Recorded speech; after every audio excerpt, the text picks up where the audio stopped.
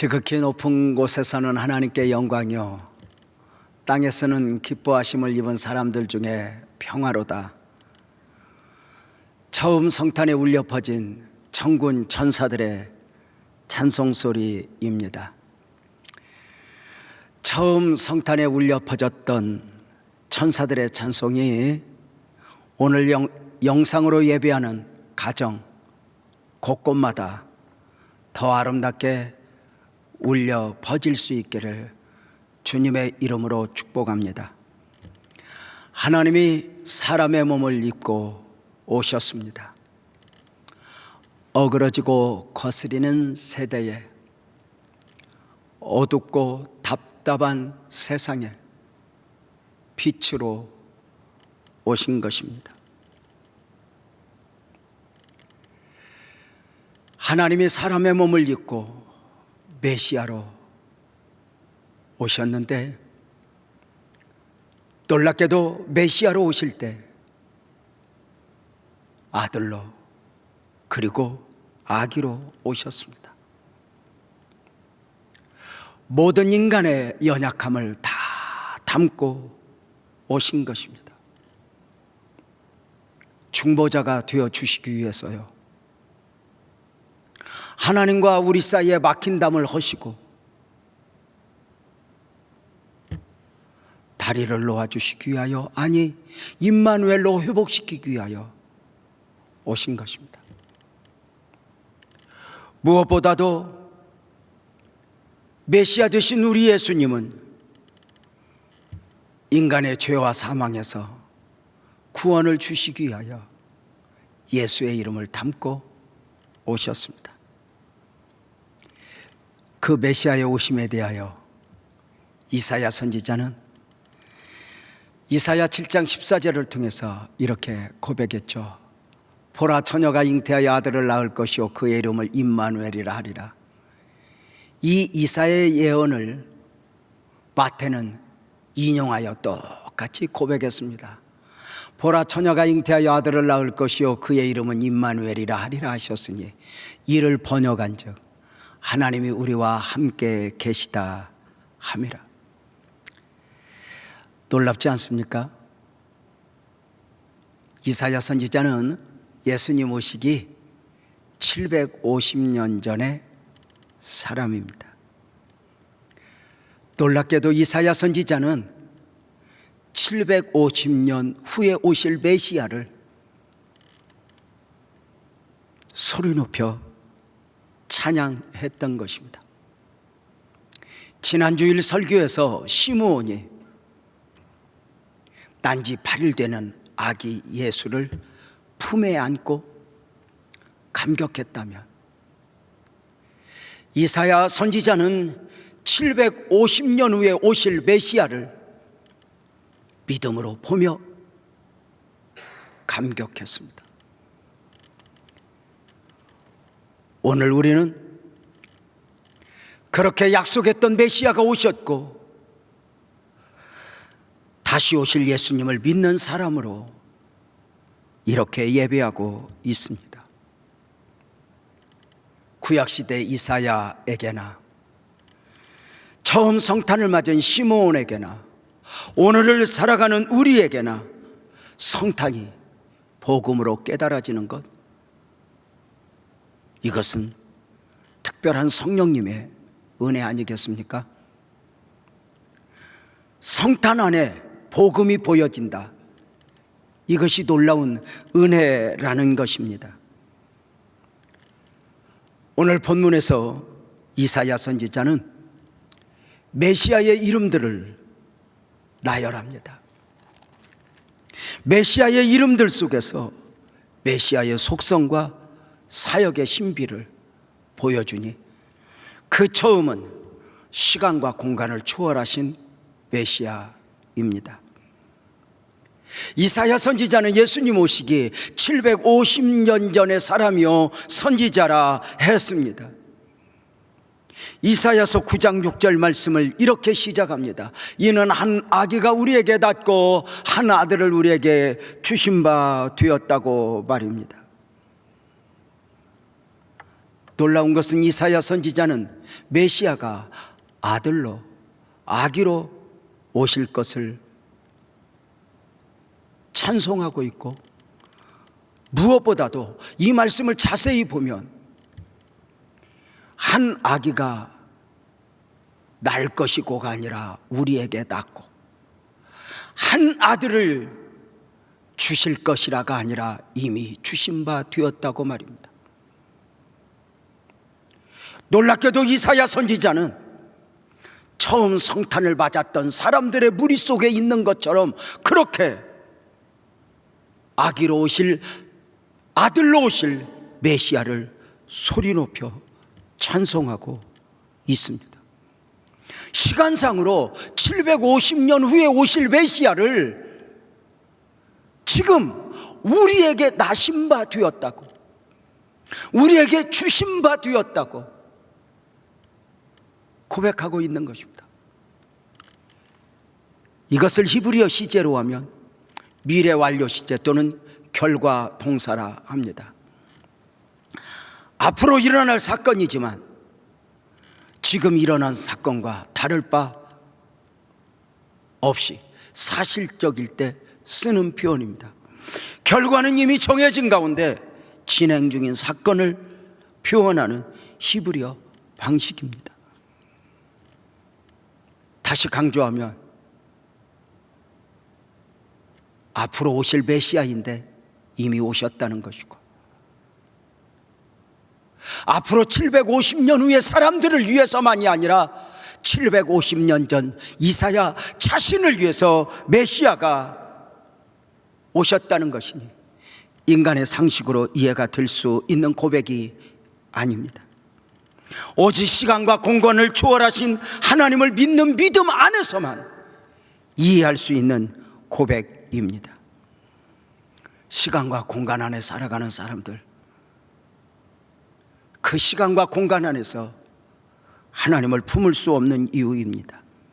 구약에서만이 아니라 신약에서 우리 예수님도 같은 방식으로 말씀하셨는데, 대표적인 구절 요한복음 5장 24절 한 절만 볼까요? 내가 진실로 진실로 너희에게 이르노니 내 말을 듣고 또 나를 보내신 이를 믿는 자는 영생을 얻었고 심판에 이르지 아니하나니 사망에서 생명으로 옮겼느니라. 아직 예수님의 때가 이르기 전이거든요.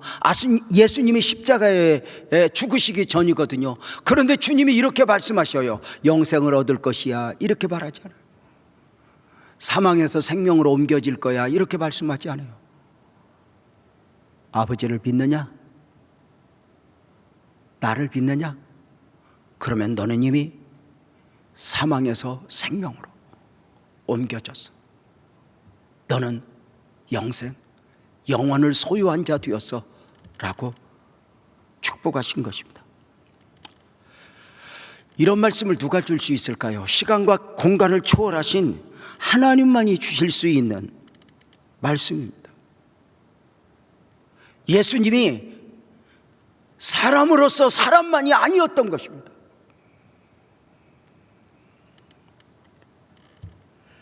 이런 신앙적 사고는 믿음 안에서 살아가는 오늘 우리에게도 마찬가지입니다. 우리 모두는 주님 재림하실 때, 아니면 우리가 죽음으로 주님 앞에 갈 때 천국에 가게 될 것입니다. 그런데 미래적 천국만이 아닙니다. 오늘의 천국, 우리는 지금 천국 백성으로 살아가는 것 말입니다. 사랑하는 성도님들, 기독교 복음 외에 이 땅의 그 어떤 종교에, 과학에, 역사에 이런 표현이 있을 수 있겠습니까? 없죠. 왜요? 모든 사람은 시간과 공간 안에 살아가니까요. 그래서 이 땅을 살아가는 모든 사람들에게는 옛날은 옛날이고 지금은 지금이죠. 그들은 그들이고 나는 나죠. 저 팔레스타인 지역은 팔레스타인 지역이고 이 한반도는 한반도죠. 그런데 그 메시아는, 우리가 믿는 하나님은 시간과 공간을 다 초월해 계신 것이죠. 앞으로 이루실 일인데 이미 이루셨다는 것이죠. 그래서 다른 종교와 우리 기독교가 다른 점이 있어요. 아주 분명하게 다른 것이죠. 시간과 공간 안에서 살아가는 종교와 시간과 공간을 초월한 종교의 차이죠. 어떤 차이일까요? 다른 종교는 구원을 받기 위해 신앙생활하지만 우리는 구원을 받은 자로서 신앙생활을 하는 것이죠. 다른 종교는 극락을 가기 위하여 선을 쌓아야지만 우리는 이미 천국 백성으로서의 합당한 삶을 살아내는 것이죠. 복음 안에서 질문과 답을 이렇게 정리하면 이해가 될까요? 누군가가 우리에게 물어요. 예수를 믿는 이유가 무엇입니까? 이런 질문에 다른 종교는 구원을 받기 위해서 이렇게 대답할 것입니다. 우리는 구원을 받았으니까. 아멘이죠? 교회를 왜 다닙니까? 이렇게 물으면 극락을 가려고, 천국을 가려고가 아니라 이미 천국 백성이 되었으니까. 이렇게 말입니다. 회개를 왜 하는 것입니까?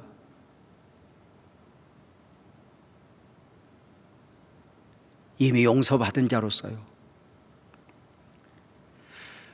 우리가 헌신을 하고 헌금을 하는 이유가 무엇입니까? 복을 받으려고 하니 이미 복을 받은 자로서요. 기독교 복음의 특징은 모든 것을 주님이 이루셨고 우리는 믿음으로 동참하는 것입니다. 시간과 공간을 초월하신 메시아, 그 예수님의 모습을 이사야 선지자는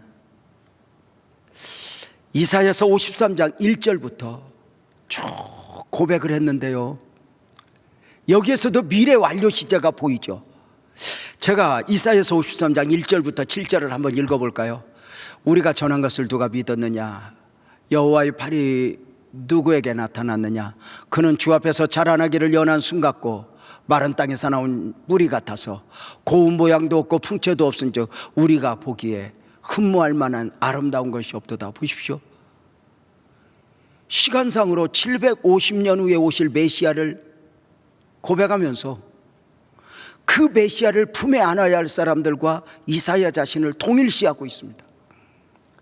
우리가 그들이 보기에가 아닙니다. 우리가 보기에. 3절 보죠. 그는 멸시를 받아 사람들에게 버림 받을 것이마가 아니야 이미 버림 받았다.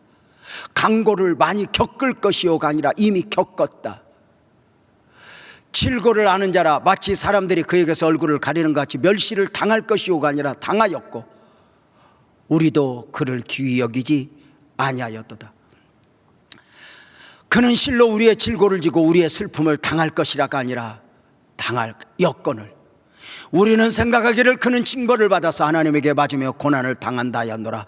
그가 찔림은 우리의 허물 때문이요 그가 상함은 우리의 죄악 때문이라. 그가 징계를 받음으로 우리가 평화를 누리고 그가 채찍에 맞음으로 우리는 나음을 받았도다.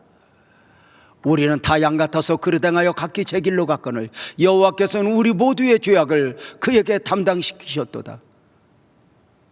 그가 곤욕을 당하여 괴로울 때도 입을 열지 않을 것이며가 아니라 아니하였으며 마치 도수장으로 끌려가는 어린 양과 털 깎는 자 앞에서 잠잠한 양같이 그의 입을 열지 아니하였도다. 이 말씀들에서 무엇이 보여져요? 이사야 선지자는 마치 예수님께서 초림 예수로 오셔서 공생의 사역을 감당하실 때 그 복음 사역을 감당하시는 모습을 이사야가 마치 기자처럼 따라다니면서 눈으로 본 것처럼 기록하고 있잖아요. 아니, 사복음서 시대 그들이 본 것보다 더 정확하게 보았지 않아요?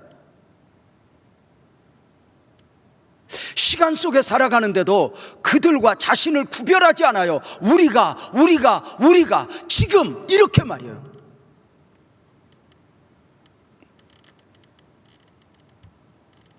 놀랍게도 이사야 선지자는 예수님 오시기 750년 전에 그 메시아를 눈으로 보면서 믿음으로 보면서 그 후에 영광을 보면서 감격했어요. 앞으로 오실 메시아가 이루실 사역인데 이미 이루어 주셨다.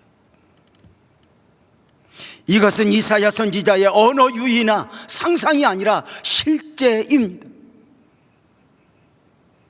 이사야가 믿는 메시아, 오늘 우리가 믿는 메시아는 시간과 공간을 초월하신 메시아이거든. 그래서 우리가 믿는 예수 그리스도는 2000년 전에 오셨지만 4000년 전의 사람 아브라함에게도, 그 전의 사람 노아에게도, 모세에게도, 다윗에게도, 이사야에게도, 미가 선지자에게도 소망의 메시아가 되었던 것이죠. 오늘 우리에게 구원자가 되어 주셨던 것처럼 이사야 선지자에게 구원자로 자신을 나타내 주신 것입니다. 오늘 우리에게 구주가 되어 주셨던 것처럼 이사야 선지자에게도 자신을 나타내어 구주가 되어 주신 것입니다. 그냥 있을 수 없죠. 이사야 선지자는 그 구주를 보면서 이렇게 찬송했어요. 9장 6절 다시 볼까요?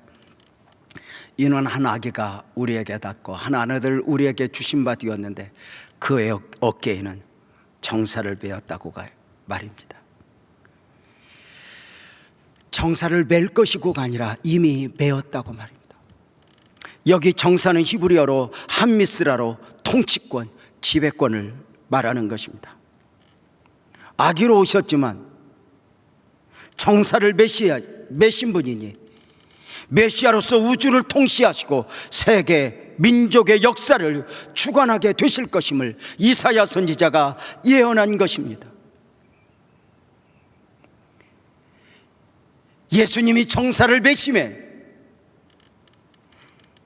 이제 이 땅을 살아가는 모든 사람들의 운명은 예수 안에서 결정이 나는 것입니다. 출세를 했느냐 못했느냐, 이것이 인생의 결정이 아닙니다. 누구보다 부유하게 살아가느냐, 조금은 부족한 가운데 살아가느냐, 이것이 인생의 결정이 아닙니다.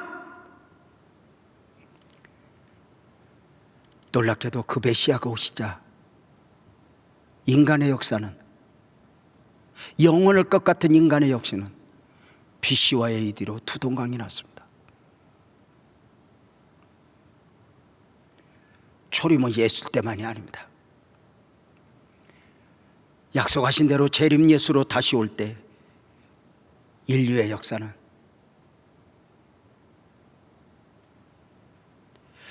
천국에 속한 자로 지옥에 속한 자로 두 동강이 날 것입니다.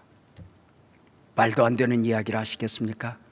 그 말도 안 되는 이야기가 2000년 전에 일어났잖아요. 그 말도 안 되는 이야기가 우리 안에, 우리 삶에 일어났잖아요. 믿음이 아니면 누가 이것을 이해할 수 있겠어요? 놀라운 것은 그 예수님이 사역을 다 이루시고 하늘로 승천하실 때 또 천사들을 통해서 들려왔던 음성이 있죠. 사도행전 1장 11절이죠.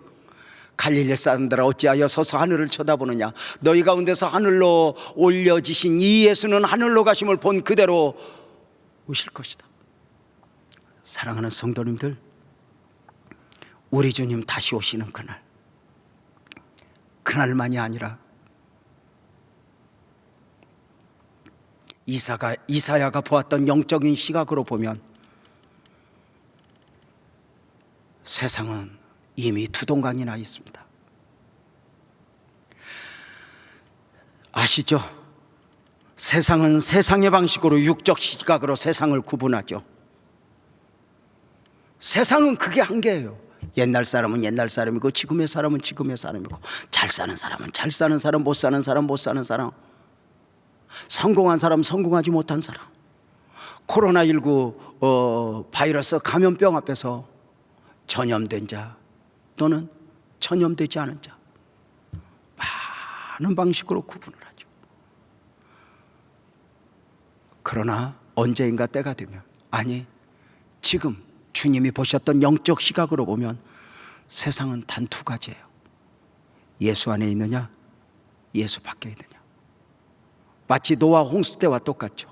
홍수가 있어지기 전에는 지금 우리네 사람들처럼 그런 방식으로 세상을 구분했죠. 잘 사냐 못 사냐, 성공했냐 성공하지 못했느냐, 남자냐 여자냐 이렇게 구분했죠. 그러나 노아 홍수, 약속한 대로 심판의 홍수가 있어지자 세상은 두 동강이 났죠. 방주 안에 있느냐 방주 밖에 있느냐, 예수 안에 있느냐 예수 밖에 있느냐.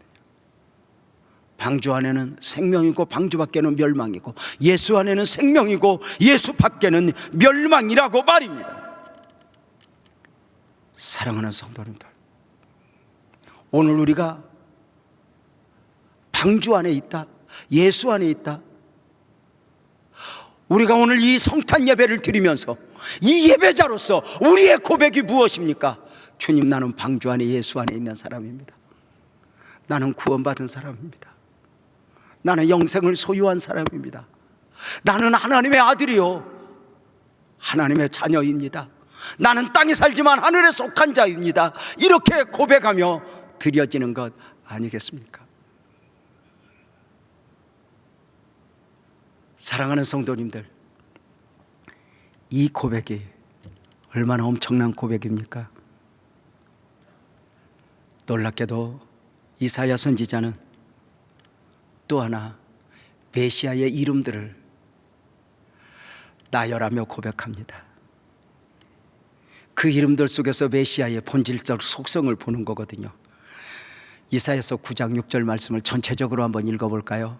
이는 한 아기가 우리에게 낳고 한 아들을 우리에게 주신 바 되었는데 그의 어깨에는 정사를 베었다고요. 그 다음, 그의 이름은 기묘자라 모사라 전능하신 하나님이라 영존하신 아버지라 평강의 왕이라 할 것이라. 사랑하는 성도님들, 이사야가 오실 메시아를 이렇게 여러 가지 이름으로 표현할 수밖에 없었던 이유가 뭘까요? 아시죠? 사람은 눈을 가졌다 해서 다 볼 수 있는 게 아닙니다. 산 너머를 볼 수 없고 우주를 볼 수 없습니다. 내일을 볼 수 없습니다. 맞죠? 사람은 귀를 가졌다 해서 다 들을 수 없잖아요. 지구 돌아가는 소리를 사람이 들을 수 없다는 이야기도 들어봤어요. 작은 소리뿐만 아니라 너무 큰 소리도. 사람의 언어, 우리가 말을 한다 해서 말로 모든 걸 표현할 수 있는 게 아니잖아요. 보이는 것만큼 보는 것이고 들리는 만큼 들리는 것이고 언어로 표현할 수 있는 만큼 표현하는 것이죠. 사랑하는 성도님들, 인간의 시각으로, 인간의 언어로 예수님을 어떻게 다 표현할 수 있어요? 죄송하지만 시각장애우가, 맹인이 코끼리를 만지면 코끼리를 한마디로 다 표현할 수 없다 했잖아요. 뭐 전봇대 같아, 뭐 이런 이야기들 우리가 들어봤잖아요. 이사야 선지자가 예수님 오시기 750년 전에 너무도 엄청난 그 하나님이신 메시아를 눈으로 보면서 표현할 수 있는 최선의 표현을 하는 것이에요. 다시 말씀을 드리지만 그 이름들 속에서 메시아의 본질적 속성을 보는 것이니, 그 메시아의 이름 그 처음이 뭐죠? 기묘자예요. 기묘자는 히브리어로 펠레라고 하는데요, 인간성을 초월한 신기한 사람이라는 표현이에요. 메시아는 인간의 이성과 지식으로 이해할 수 있고 판단할 수 있는 분이 아닌 거예요. 오직 은혜 안에서, 믿음 안에서 이해할 수 있으니, 예수님이 그러하지 않아요? 참 신기해요. 사람의 몸을 입고 오셨는데 사람의 몸을 입고 살아가시는데 그분이 하나님이래요. 이해가 돼요? 안 되죠. 하나님이 눈을 열어주지 않으면, 깨닫게 하지 않으면 볼 수 없죠. 고백할 수 없죠. 예수님의 탄생부터 기묘하지 않아요?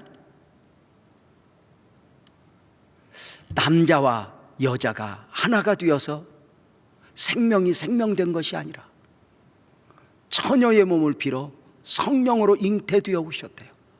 목적은 분명하죠. 죄 없이 와야 하니까. 단순한 신비가 아니죠. 죄 없이 오셔야 하니까. 탄생만이 아니잖아요. 죽으심, 부활, 승천, 다시 오심까지. 기묘함이죠. 인간의 상식으로 이해할 수 없으며, 놀라운 것은 이 예수님이 우리 안에서 믿어지는 거예요. 이 믿어지는 것 자체도 기묘함인 거예요. 예수님 메시아 자신도 기묘함이지만 인간의 상식으로 그 기묘함을 다 이해할 수 없는데 그 기묘함이 내 안에 믿어지는 것 자체가 기묘함인 거예요. 그래서 이 기묘함에 대해서 영어 성경 NIV는 원더풀로 번역을 했어요. 언어 안에서 구분을 해보면 기묘함은 복음의 원인이고 원더풀은 복음의 반응이라 할 수 있죠. 놀라운 일이죠. 그 기묘함이 내 안에서 믿어졌다. 그 하나님이 내 하나님이 되었다. 그 하나님 안에서 내 인생이 결정이 났다. 놀라운 일 아니에요? 더 놀라운 것은 내 판단, 내 경험으로 믿은 것이 아니라 어느 날 그 믿음이 내 안에 선물로 들어왔다는 거예요. 나는 누구보다 의심도 많은 사람이고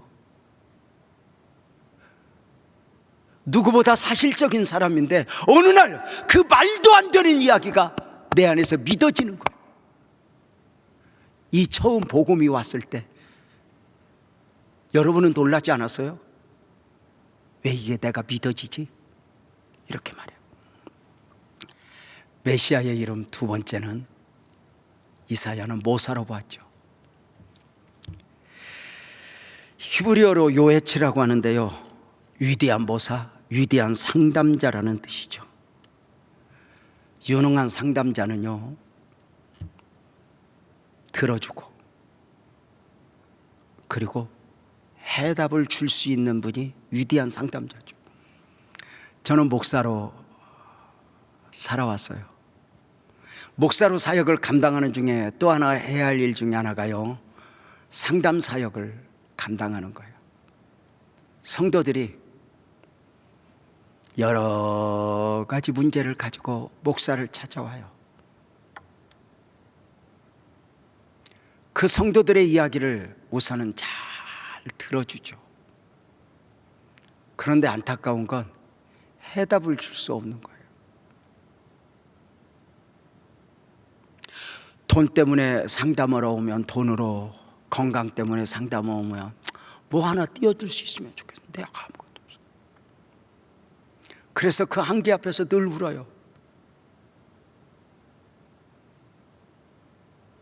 얼마 전에 한 성도님이 전화로 그렇게 말씀해 주셨는데 너무 가슴이 아팠어요. 목사님, 내가 믿음으로 하나님만 봐야 되는 걸 알거든요.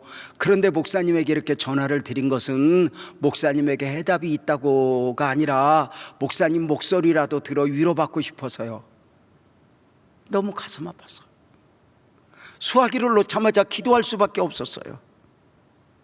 근데 우리 예수님은요, 위대한 상담자예요. 다 내게로 오라고요.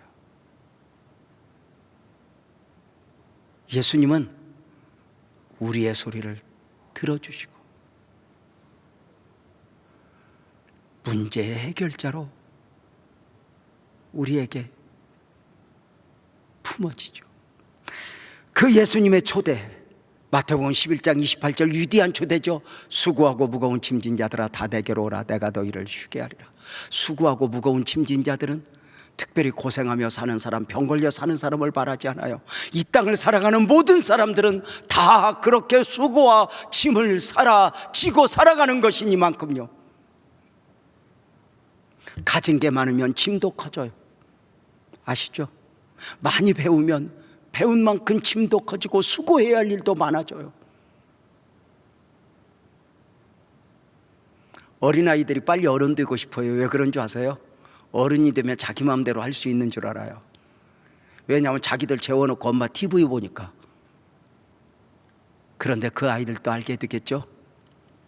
아, 어른이라고 해서 모든 것을 내 마음대로 할 수 있는 것이 아니구나. 수고와 짐이죠. 주님의 초대 보세요. 다 내게로 오라. 다.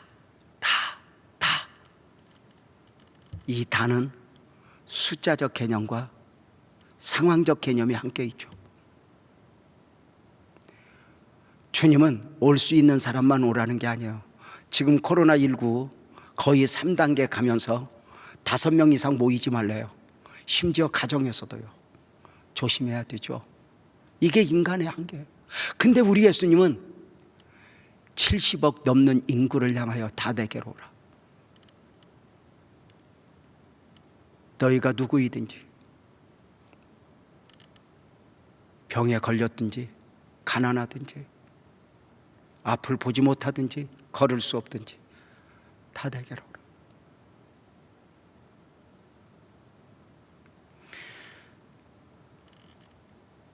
주님의 초대는 위로하기 위해서가 아니에요.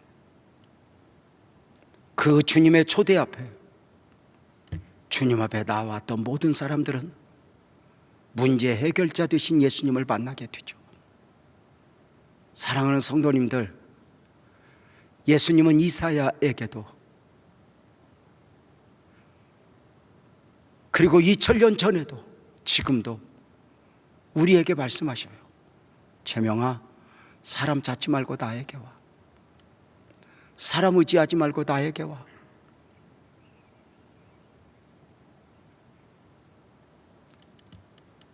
주님만 우리에게 해답이 되시는 것이죠. 성도님들, 사람 말고 주님을 구하세요. 주님 손 잡으세요. 특별히 젊은이들이요, 주님 손 잡고 그대들의 미래의 삶을 설계하세요. 주님 손 놓아버리고 홀로 가지 말고 주님만 위대한 3당자 되시죠. 이사야는 메시아의 이름들 세 번째로는 전능하신 하나님을 보았어요. 전능하신 하나님, 사람의 몸을 입고 오셨는데, 아기로 오셨는데 그 안에 하나님이 담겨 있다는 거예요.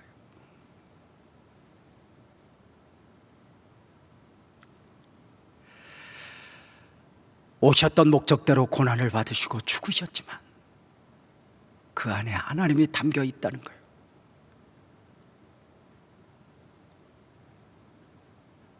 그 하나님을 예수 안에 예수라고 말하죠. 제자들은 예수님과 함께 하면서도요, 보질 못해요. 그래서 똑똑한 빌립이가 예수님에게 말씀하셔요. 하나님을 보여주세요. 아버지를 보여주세요. 이때 예수님이 요한복음 14장 9절에 그렇게 말씀하시잖아요. 빌립아, 나를 본 자는 아버지를 보았어. 나를 본 자는 하나님을 보았어. 근데 너희는 왜 아버지를, 하나님을 따로 보이라 하느냐? 이렇게 말씀하세요. 신기하죠? 우리 예수님이 죽으시고 부활하신 후에 제자들을 만나 주셨는데 제자들의 눈이 열려요. 그 중에 한 사람 의심 많은 도마가 요한복음 20장 28절에 그렇게 고백하죠. 나의 주님이요 나의 하나님입니다. 사랑하는 성도님들, 물론 바다를 잔잔케 하고 죽은 자를 살리시며 전능하신 하나님임을 증명하시지만 아니에요. 그 하나님은 세상의 방식으로가 아니에요. 고난받으시고 죽으시고 부활하시고 승천하시면서 당신 자신을 증명하셨어요. 그분은 연약하여 힘이 없어 고난받으시고 죽으신 게 아니에요. 전능하신 하나님이 우리를 구원하시고 우리에게 영원을 주시기 위하여 그렇게 오신 것이죠.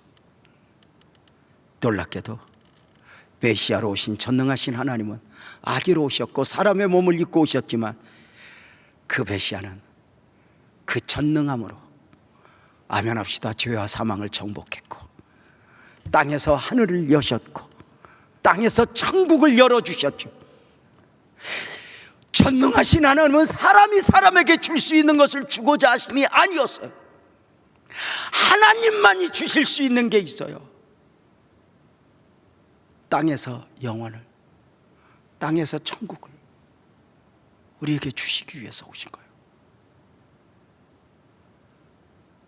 사람이 힘이 있으면 얻을 수 있는 것을 주시기 위해서 오신 게 아니라니까요. 우리가 돈이 필요하죠. 돈 많은 사람은 어쩌면 죄송한 표현이지만 껌값도 안 되는 돈으로 우리의 문제를 해결할 수 있어요. 우리가 몸에 병이 있어요. 팔이 부러져요. 의사 선생님의 도움을 받아요. 다 좋은 일이에요. 그러나 의사 선생님도 재벌도 우리에게 줄 수 없는 게 있어요. 그것을 주시기 위해서 전능하신 하나님으로 오신 것이죠.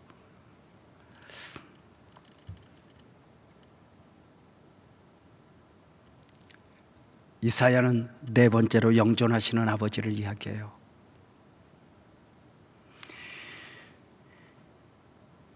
히브리어로 아부하던데요, 이 말은 아버지를 의미하는 명사 아부와 영원을 의미하는 명사 아드가 결합된 복합 명사로 영존하시는 아버지는 영원하신 아버지예요. 일시적으로 아버지가 되시는 것이 아니라 이 땅을 살아가는 모든 사람들에게 아버지가 되시고 우리 모두에게 아버지가 되어주신 거죠. 영존하시는 아버지, 놀랍죠? 놀랍게도 이사야는 메시아로 오는 아기 속에서 영원하신 아버지를, 아기 안에서 영원을 보았어. 시작도 끝도 없는 그분, 창조자 되신 전능하신 아버지를 눈으로 본 거예요. 이사야 선지자가 얼마나 감격했겠어요. 그 하나님의 하나님일 뿐만 아니라 나의 아버지가 되신다. 저는요, 예수를 믿으면서 너무 좋았던 게요,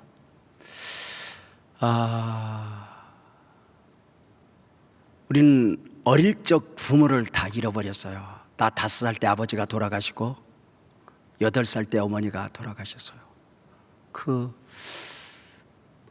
어떤 흐릿한 기억 속에 어머니를 불러본 기억은 있는데 아버지를 불러본 기억이 없어요. 복음이 내 안에 들어오면서 그 아버지가 얼마나 좋았던지 한때는 개인적으로 우리 주여 삼창 하면서 기도합시다 하면 아버지하고 기도했어요. 그 아버지는요, 시간 속에서 영원하신 아버지이고요, 모든 상황 속에서 아버지가 되시잖아요. 저도 아버지거든요, 3남매. 근데 이 아버지가 해답이 될 수 없어요. 시간 속에서도 한계가 있고요, 상황 속에서도 거기까지예요. 한 남성이 정년퇴직을 하면서 자식들에게 이렇게 이야기했대요. 아들아, 딸아, 이 아비가 정년퇴직을 하게 된다. 이 아버지가 정년퇴직만 하는 것이 아니라 너희들에게 도움이 되는 아버지로서도 은퇴할 수밖에 없다. 나는 너희에게 염려 외에는 무엇도 줄 수 없다. 그런데 이 아버지 말고 너희에게 진짜 아버지가 있으니 하나님 아버지다. 그 아버지 하나님을 믿고 그 아버지 하나님의 자녀로 살아가라.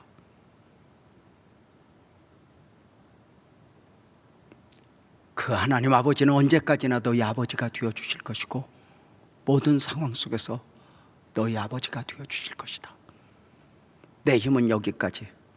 나는 이제 너희를 내가 불렀던 아버지 하나님께 너희를 맡겼다. 아시죠? 진짜 믿음은요, 나를 하나님 앞에 맡기는 게 아니에요. 내 자식을 하나님께 맡기는 거죠. 연약한 믿음은요, 나는 맡겼다고 하면서도 자식을 못 맡겨요.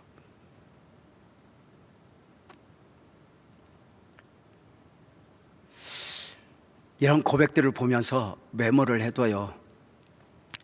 나도 언젠가 우리 아이들 앞에서 이렇게 멋진 고백을 할 수 있으면 좋겠다. 하나님이 그런 기회를 주실까?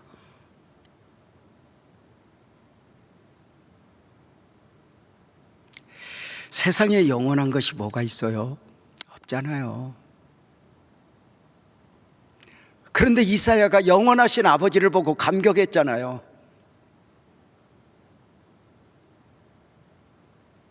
나도 나를 책임질 수 없는데 내가 어떻게 자식을 책임져요?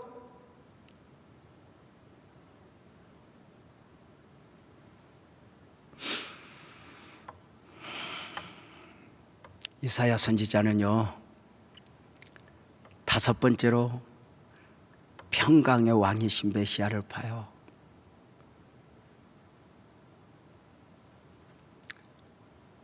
평강, 평화.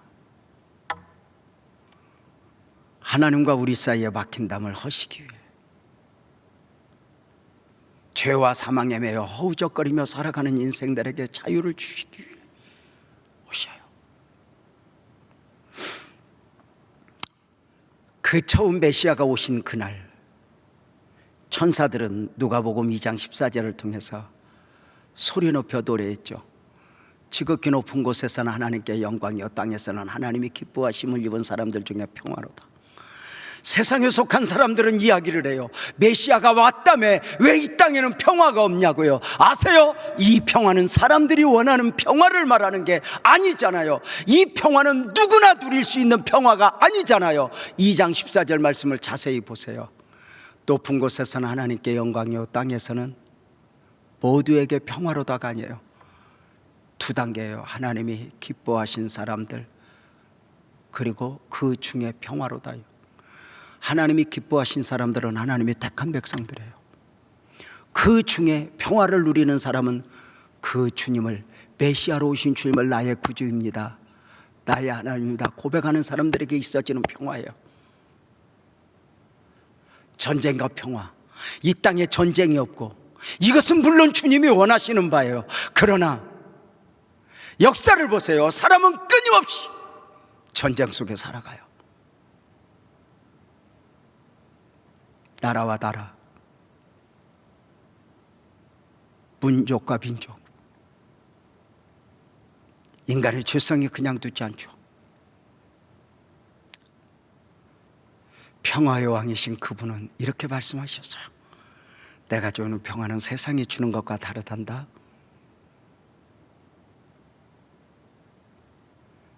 주님이 주시는 평화는요, 달라요. 세상이 주는 평화는 아무 일이 없어야 돼요. 근데 주님이 주시는 평화는요, 폭풍이 몰아쳐도, 코로나19가 우리를 짓눌러도 우리로 하여금 등이 기뻐할 수 있게, 감사할 수 있게, 기도할 수 있게 하시죠.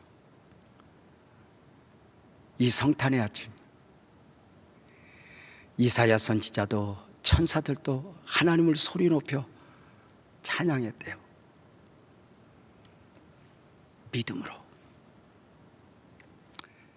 여러분은 어떻게 찬양하셨으면 좋겠어요? 영국에서 있었던 이야기 하나, 옛날 이야기 하나 하면서 오늘 말씀을 마치고 싶어요.